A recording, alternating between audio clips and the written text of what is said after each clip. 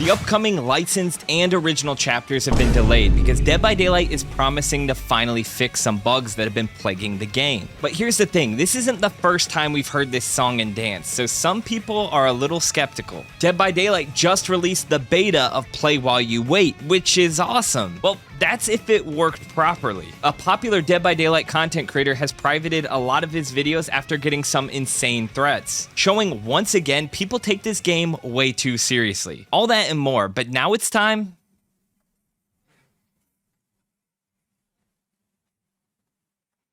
to stay in the loop.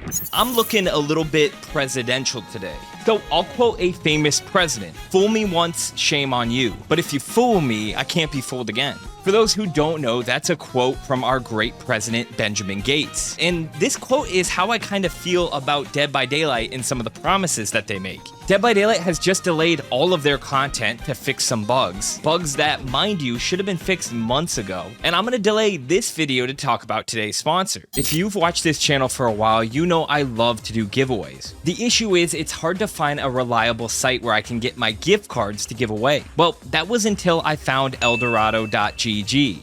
Eldorado offers a large catalog of virtual goods, including game top-ups, currencies, in-game items, accounts, and boosting for over 200 games. So whether you're wanting to grab some more Auric Cells or get your hands on Pinhead from one of their stacked accounts, Eldorado has you covered. Eldorado only uses trusted sellers, and they ensure each and every transaction is secure. Go to the description or pin comment and click the link for your discount code, or use code STRAZ at checkout. Thank you, Eldorado, for sponsoring this episode of In the Loop.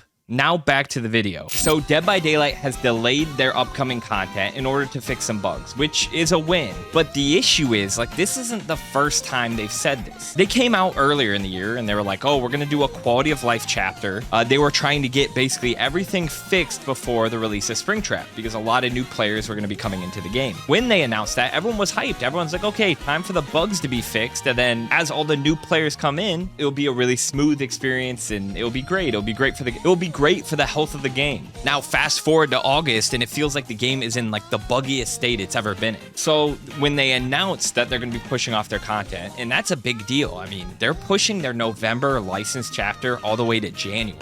Like, some people are like a little bit critical, and I think rightfully so, because at this point in time, it feels hard to trust that behavior is going to make these changes. Like, how many small killers are still plagued with bugs? How many exploits are still in the game? So for the roadmap that they released for the quality of life updates, in the first phase, they're going to do another bug fix, and they're also going to spend extra time to polish the original chapter. Now let me pose this question. How confident are you that Behavior is going to release a polished chapter with no issue? Or how confident are you that it's not going to break 20 different things in the game? I think now the trust in Behavior is at an all-time low. So again, it's good they're taking time to polish the original chapter, but that should be like the bare minimum, right? Like, you shouldn't be releasing this stuff with all these bugs. So we'll see. I mean, Hens put it great. I think he tweeted out, like, Behavior just needs a W.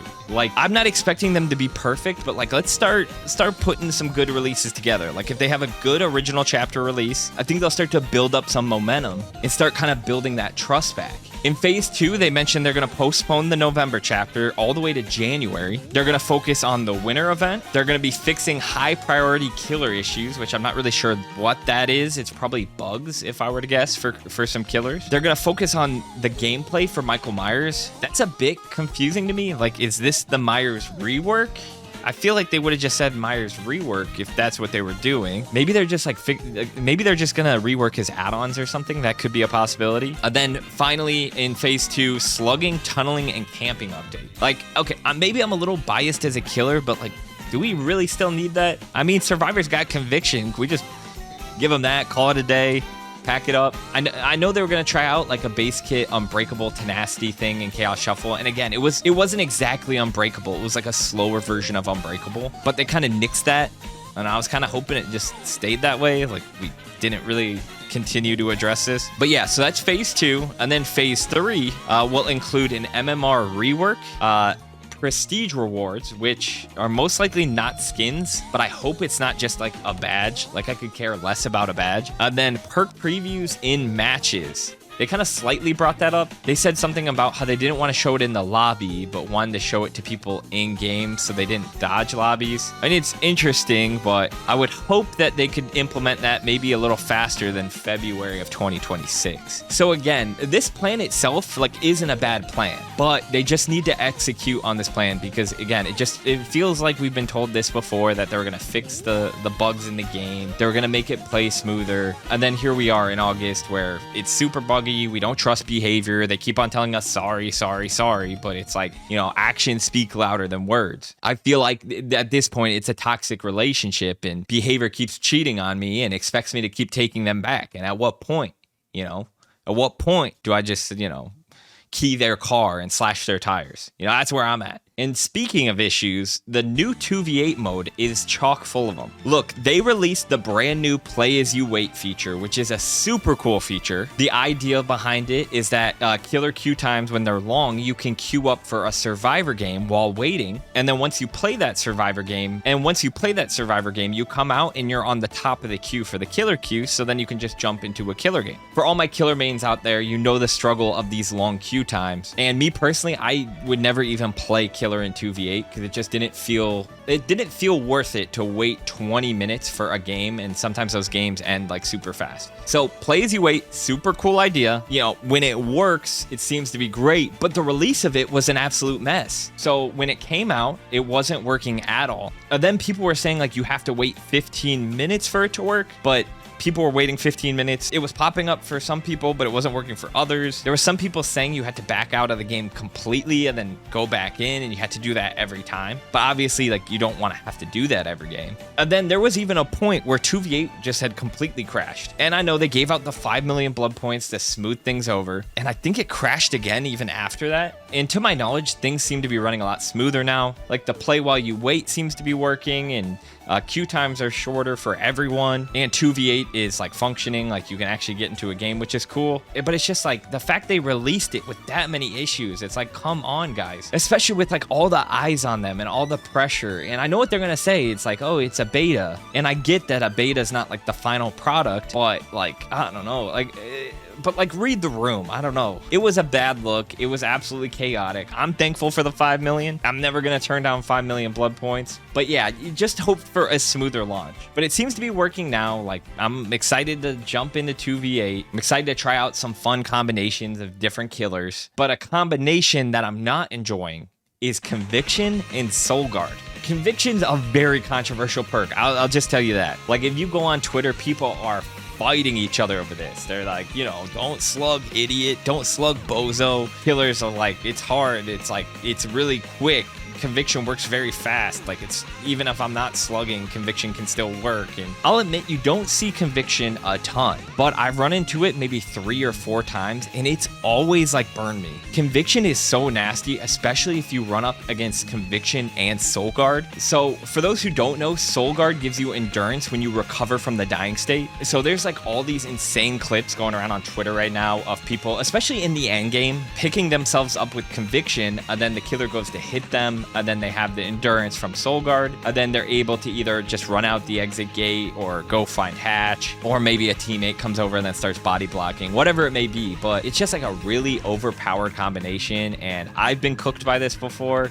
There was a wild video, it wasn't with Soul Guard, but a Scott Jund posted where he used Conviction and it made the killer open the locker instead of picking him up, and then he was able to run out the exit. It's just, I don't know, they didn't mention it in the quality of life update, but behavior, can we maybe check this out? Can we maybe figure out a way to nerf this combination? I thought Plot Twist and Conviction was going to be nasty, but like Soul Guard and Conviction, it's just incredibly powerful. So yeah, let me know if you guys have run up against like a Conviction Soul Guard combination. Is it problematic? A lot of people are comparing it to like Buckle Up and For the People. I remember when people were like absolutely like cheesing with that combo, like picking each other up, getting endurance, like all that stuff. Let me know if you guys think it needs to be nerfed. I feel like they have to do something to address this, even if not a lot of people are running it and it's just more kind of like the comp Swift teams, but it's just incredibly powerful. I think that combination can definitely be toxic, but is it as toxic as some of the Dead by Daylight community? So just recently, Spook and Jukes posted a video about a situation that he's currently dealing with. Essentially, to sum it up, there's people attempting to dox him, find out information about his family, where they go to school, all that stuff, just insane behavior. And it's essentially around and kind of driven by a certain type of content that he makes. So Spook and Jukes' most popular series is a series around toxic TTVs. And he's been going back and forth with a certain person that's kind of sparked this debate on whether this type of content is, I don't know the word for it, but like slop, or if it's right or justified, whatever it may be. And we're not going to argue about that because I don't know. You can make a whole video about this. At the end of the day, you have to. Spook and Jukes makes videos around a certain type of behavior that he believes should be called out. And there's definitely a point to that. If you believe that behavior should be called out, then you probably like Spook and Jukes videos. If you think that behavior doesn't warrant being called out, you might see his videos as like punching down on some smaller creators. So, you know, me personally, my take on it is if you're going live on Twitch, you have to be careful about the way you conduct yourself. You know, trash talk in-game is fine, but taking stuff outside of the game or insulting someone how they look, or, you know, their sexual orientation, or, you know, stuff like that, like that's way too far in my eyes. But regardless, so whatever side you stand on, this is now escalated to a point where people are trying to dox Spook and Jukes. Like, the summary of the video is like, it's just not worth it. Like, he's just gonna take down his toxic TTV videos. He's not gonna make any more. He's not gonna stir the pot. You know, the reason I wanted to just bring it up on In the Loop, usually we just talk about Dead by Daylight, like news per se. There's just a part of the community. It's not all the community. I think it's a very small part probably.